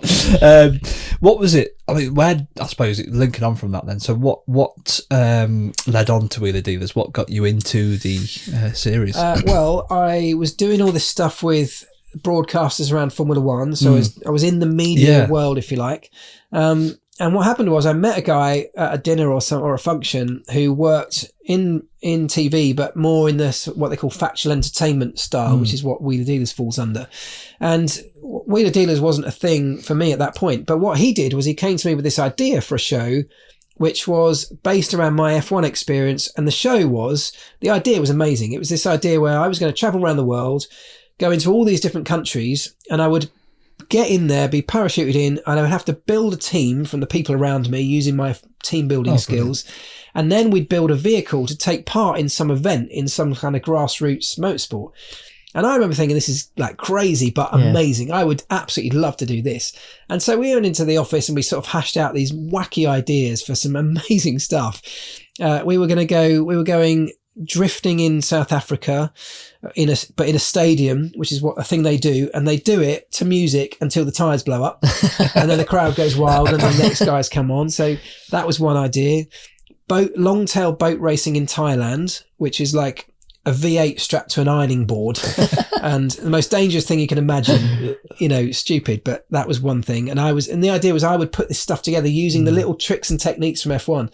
And anyway, we hashed out these ideas, and I'm sitting there thinking, this is brilliant, but there's no way anyone's going to sign this off. It's crazy. And blimey, they signed it off. And it was Discovery Channel who bought the idea and greenlit the project, and we went and made this show. It was called Driving Wild. You can still find it on Discovery Plus. It's the most incredible series. We went to Mexico and built one of those bouncing, the low riders, hoppers things. Yeah. We went rallying in Sweden. We did drag racing in Cuba with the old 1950s cars, and it was just amazing. So I absolutely go and find it. If you've got Discovery Plus, find it. Driving Wild. I must watch that myself, actually. Then, really good. But anyway, that was with Discovery Channel, who make Wheeler Dealers. And so that happened. A couple of years went past, and then Discovery Channel, who I was obviously now in with to some extent, came to me with this idea for a show called, at the time it was just called Dream Car. And the idea was we were going to, someone needed a car for something, but they weren't able to do it themselves, either struggling for money or had some personal issues. And the idea was we would build them a car and give it to them to help them on their way or whatever, nice gesture. And then the show over time, as we were talking about, it became Wheeler Dealers Dream Car. And then they decided that they were going to put me and Mike together to see if we were, I'd never met Mike. They put us together on what they call a chemistry test. And they did that by inviting us both to this workshop. They'd rigged a camper van with cameras everywhere. And I literally came in. They went, hi, this is Mike. This is Elvis. Hello, Mike. How you doing? Right, in the car you get, and off you go. I want you to drive down the road for 15 minutes and come back. No brief, no nothing. And they basically just filmed how we got on with each other within seconds of meeting each other. And we got on like an absolute house on fire. And we had this amazing just conversation going down the road, just obviously about cars and what we were doing. But we just hit it off, and that was enough for them. They cut that little film together, showed it to the channel. The channel said, yeah, these two are great. They love, they work so well together, and it was all genuine. And, so that was basically how Mike and I got put together. We filmed a series of this Wheeler Dealers Dream Car. Then when Ant Anstead, when the show was coming back, the main show was coming back from the States back to the UK, Ant Anstead, who was the mechanic before me, decided he didn't want to come back to the UK. He built a family out there, had a kid, wanted to stay. So Mike then called me up and said, this opportunity on the main show's come up. Do you want to be part of it? And I obviously just went, yeah, of course I do. Yeah, absolutely. So that's how that all came about. I watched back, someone sent me that initial film of Mike and I meeting each other the first time, which is really funny because it's not scripted anyway. There's no staging. It's just genuine, and it's still how we get on today. That's how genuine it was. We have a massive love for each other. We're great mates on and off camera, and I think that's why it works so well and has worked now for whatever it is, 5 or 6 years or whatever it's been now, it's because we genuinely are just great mates. It was just meant to be, really, wasn't it? And it just works. And especially now that we're doing the world tour, that's even more important, because we're now being thrown into situations where we're just discovering places and people and things for the first time, and it's us bouncing off each other. Some of the best moments are just Mike and I in a car driving somewhere, commenting on what's going on around us, because it's all just genuine, you know. And I think hopefully that's what people love. Certainly from the interview we did with Mike, is a lot of the common misperception is a lot of people think, well, there's surely a team in the background that do the cars, and you know, but that's just not the case. It is what you see is what you. I wish there was. Absolutely. I mean, we, you know, now on the world tour, we do have help, and it's often the people that we're meeting.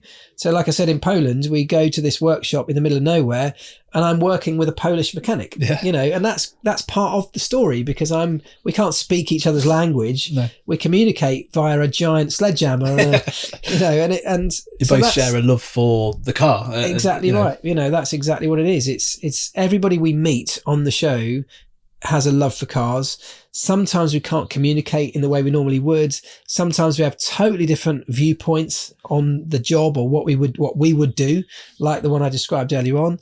But it just works. It's a whole learning experience. And I think the viewers are discovering this stuff as we are. Yeah. You know, we don't go there in advance and have a good look around and check it. We see it for the first time on camera, which is what gives us the great reactions. Yeah. It's capturing that authenticity of your reaction for the first time to the project. Yeah. Absolutely. What would you say your favourite build is so far? Have you got a favourite?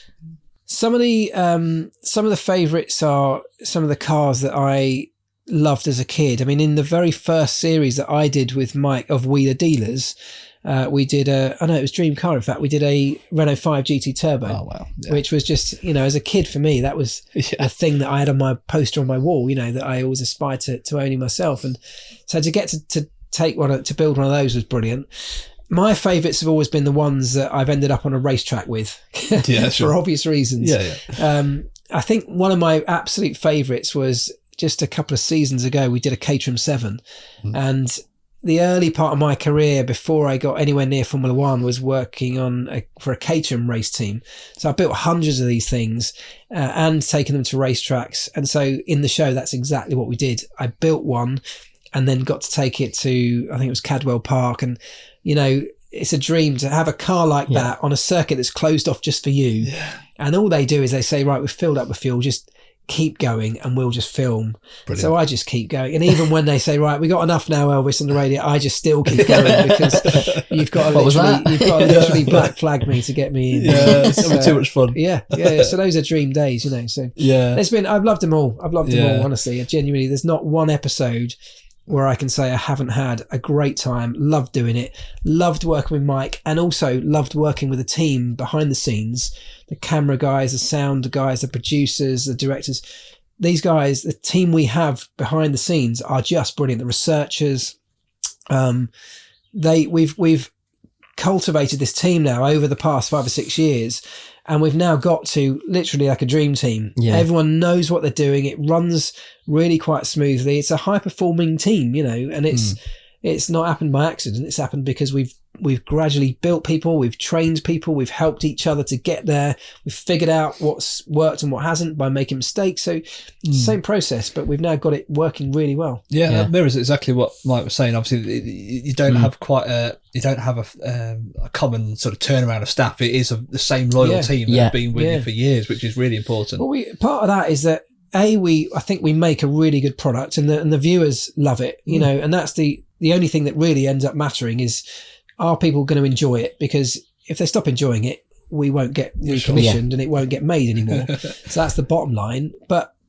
that's not just the focus. The focus is the way we make it. It's coming back to all this stuff, attention to detail, doing the little things that we know are valuable, that sometimes take us more time than they should, maybe even cost us more money. But, you know, sometimes I'll think something's really important. There might be a much easier way, but I think it's really important to show this.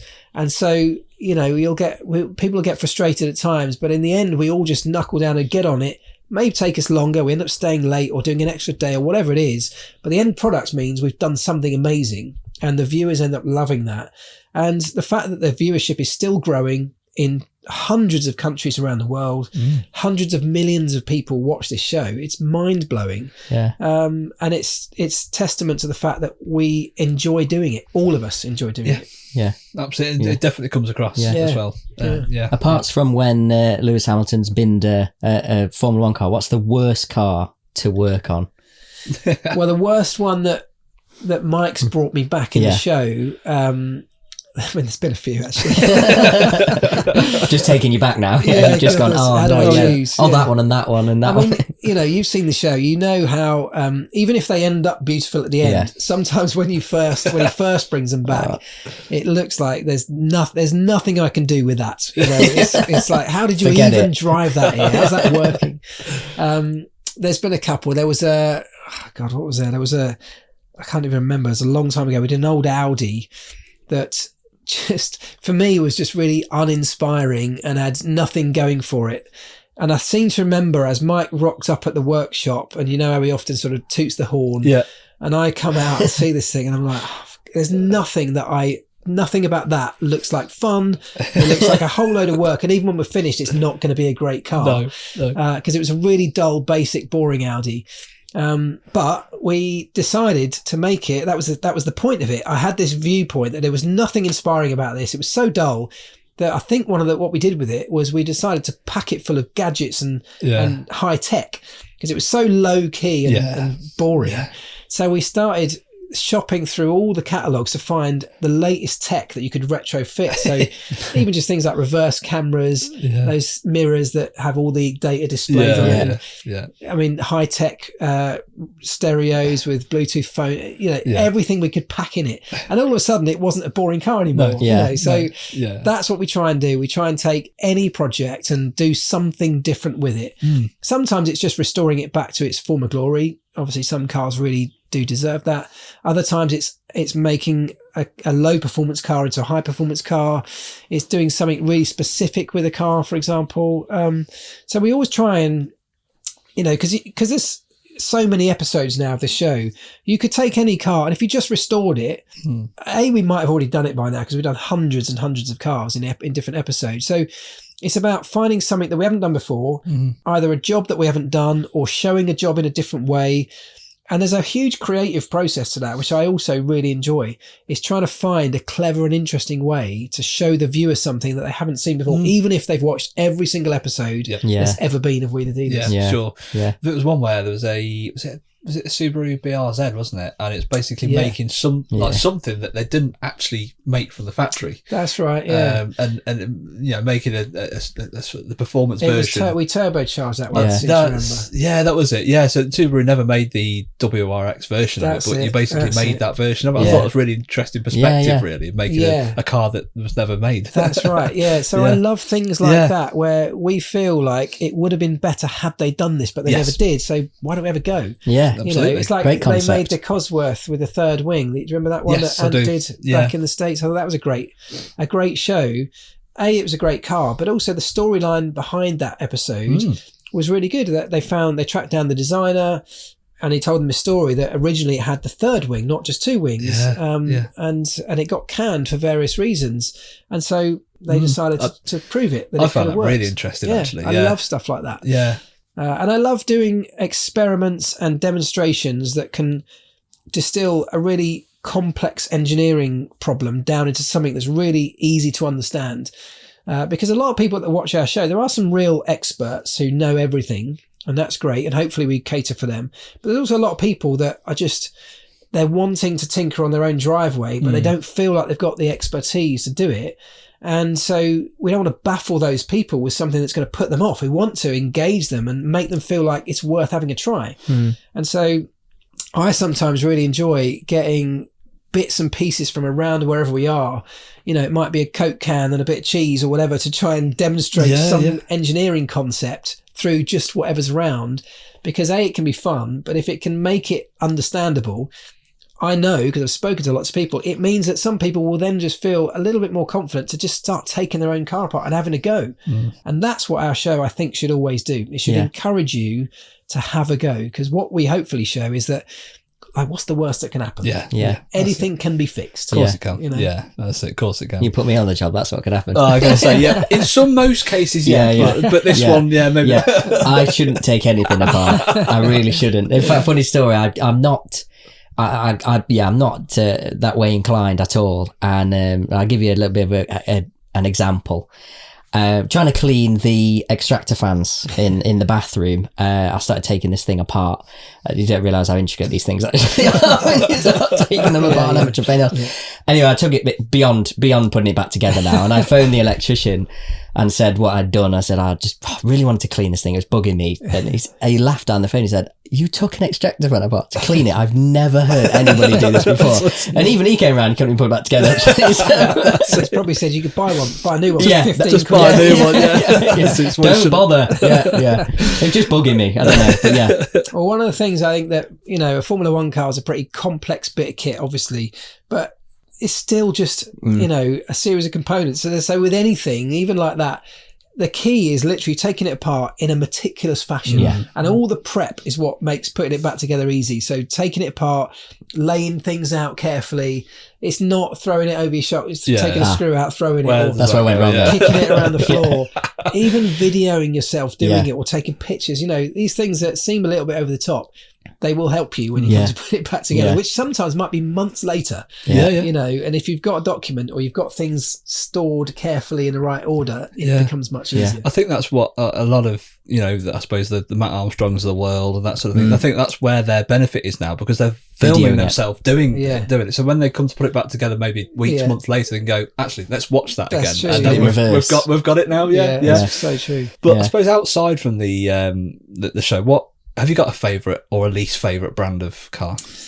No, I mean, I've actually largely driven Mercedes for a lot of my life, and I think probably that stems from I was at McLaren Mercedes. You sure? Yeah. And actually, when I was there, we used to have a deal with, because back then Mercedes weren't their own team in Formula One. We were the Mercedes effectively factory team, and so we had a deal with Merc where we had a new Mercedes company car, and every 9 months we'd send it back, get another one. So we'd cycle these things. So for years I was very lucky, drove brand new Mercedes for 9 months and changed. My neighbours just thought I was like buying a new car. Run out of fuel again. But I do have a big love for the brand, and actually not just them, but a lot of these BMWs the same, and Audi, and lots of them, to be honest. It's the ones that are quality, effectively. And you can, it's not just about what a brand or a car costs, because you can spend a lot more than that on certain cars. But I think German engineering in the automotive sense, they have a reputation for good reason that they generally build good quality cars. And especially in the sort of luxury sector, or that higher end of the sector, the sort of 3s and 5 series, the Mercs of the same type. I love that, because I think they're generally very reliable. They go forever. Even the second-hand market of those cars is one of the strongest, because they just keep going. And because they keep going, there's a great market there's a huge market for things like spares and stuff. So they're on the road forever. So there's a whole industry around keeping them on the road forever. So you can always get bits for them. Someone's always worked on it before you, so there's always someone who's got an answer that you're searching for. But I've got an affinity with Mercedes. I guess it probably comes from that, but it's not just. It's generally that. It's anything. Good quality is what I like. In whatever form that comes. Absolutely. And I appreciate it. No, that's interesting. It's like having a new one every 9 months. That must be. It was very nice.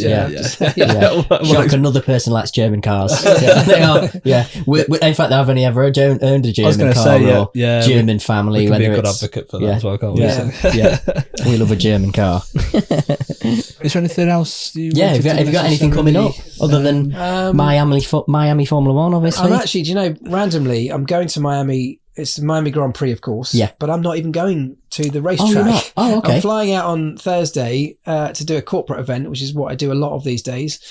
So helping a company to build these high performing teams like we spoke about. I'm staying for Saturday night to go and Friday night to catch up with a bunch of mates who are also there for F1, and then flying home on Saturday. No way. Getting out before the traffic. No, don't blame me. So doing that. And then I've got a few commentaries coming up with 5 Live again. I don't do every race, but we sort of take it in turns. I do about half of them, I guess. We are about to start filming the new series of Wheeler Dealers World Tour at the beginning of June, so that's rapidly approaching, and that's going to be an amazing series. Another one where we're going to Brazil, Mexico, Morocco, Turkey, Spain, Italy, Scotland. So that's a full mix of really interesting stuff as well, and that's going to be intense once that starts. Mike and I are just getting ready to putting all the prep in place for that, and that's going to be cool. Are you not fed up of packing yet? After all these years, I don't unpack. Okay, fair enough. The way to do it. And the new F1 game coming out soon. So I'm the voice of the engineer in that. You've just blown my mind a little bit because I play it, you've had me in your ear for all this time. That's so weird. Yeah, of course you are. Yeah, that's crazy. I didn't even know. That's about to come out. I forget the actual date, but it's very soon. Begin that. Every year I go into the studio and we record thousands of lines of me talking about every driver. Obviously, some of it's really monotonous, where it's Lewis Hamilton's 0.1 in front, Lewis Hamilton 0.2 in front. Lewis Hamilton 0.2. You do that with every driver, every single driver, and then behind, but then it's every other line as well. Like it's the engineering role. So call him in for a pit stop, telling people to look after tyres. I mean, I get people message me on Twitter every year, and I love it. Don't get me wrong, I love it. People send me little screen grabs or video records of me telling someone to box for wet tyres when the sun's out and it's perfectly dry. And there'll be a glitch in the game and someone will find it and they'll send it to me, which is very funny. That's good. And there's a couple of little hidden gems in the game where I asked them when we were in the booth in the recording studio, because they had this line written for the sort of celebration at the end of a season. So if you've won the championship, they had a line written in their script saying something like, congratulations, you're world champion, well done, bring it back to the pits or whatever. And I was like, that is not what you'd say. Like, if you just won the world championship, you're going to go nuts on the radio. So I said, why don't you just open the mic? We'll do that one just so you've got it. I said, open the mic and then let's just see what comes out. And so they opened the mic and I just went absolutely crazy for 5 minutes, just screaming, shouting, literally jumping around the room, knocking the mic over, whatever. And that's in the game somewhere. Oh, brilliant. So they put it as a very, it's a low chance of it occurring, but it will occur for somebody. So I'm waiting for the day when someone wins the title and they get that response, because it'll make you laugh. I was going to say, I've not had that one yet. That's fantastic. Maybe not one. Was that must have been in the recent games then, because they have sort of changed, like, it wasn't as interactive, if it makes sense. They, like, now when you do, they've added those woos and get in, come on. That's part of what I've tried to. So I think at my first one, I'm right saying, was F1 22. So I've been doing it since then. So it was a different person before that. And one of the reasons they brought me in is obviously there's an authenticity for me. But what we've tried to do is really ramp that up. And that's the point. So I've tried, like I just said, to try and make the lines, and gradually it's a massive effort to revamp the whole script. So we're doing it gradually. Each year, hopefully it gets more authentic. So it's just me adding bits of my personality, knowing what would be said. That's what I try and do. But we've also done things like, instead of sitting in a studio with a studio mic where it's very clean, crisp sound, which is what they always used to do, we now have an actual headset, or like a race engineer headset with a lip mic, which is all a bit fuzzy and you get ruffle sound and it's a bit of feedback and stuff, but that's how it is. So that's how we want it to be. And I even got them in a couple of game versions ago, I got them to play underneath my audio. You can't hear it, but in my ears, when I'm in the studio, I can hear it. The sounds of F1 cars going around the track, really quite loud, because I know that if I'm sitting on the pit wall, that's what I'm hearing. And therefore, when I'm speaking on the radio, I've probably elevated my voice a little bit, to overcome that. Even though you can't hear any of this, it just makes it sound, and it does change the way. It just becomes less sort of calm and relaxed and quiet to much more intentional sort of, making your voice heard. And Of course. and there's those little tiny details that I think add to a more authentic experience. Yeah, 100%. Yeah, It does. Yeah, it does work. That's the idea. So, There you go. That Yeah. new version's coming out, I think, very soon, in the next couple of weeks. Yeah. Oh, fantastic. Well, There you go. Look at that. I've got a story next time I'm at home playing it, and Ellie goes, I'll go, did you know? Well, my son, who plays the game a lot, Yeah. has turned my voice off because he's so fed up of me. yeah, He gets enough of me in his ear all day long. Brilliant. Yeah, well, thanks ever so much for having us. It's been a pleasure, amazing. guys. Yeah. Thank you so much. What a great conversation. Yeah, Thanks a lot. thank you. Oh yeah, I could talk about F1 for hours and whatever. So, thank you for watching this episode of Talkin Shop. Please make sure to like, comment, subscribe, and let us know who you want on Talkin Shop next.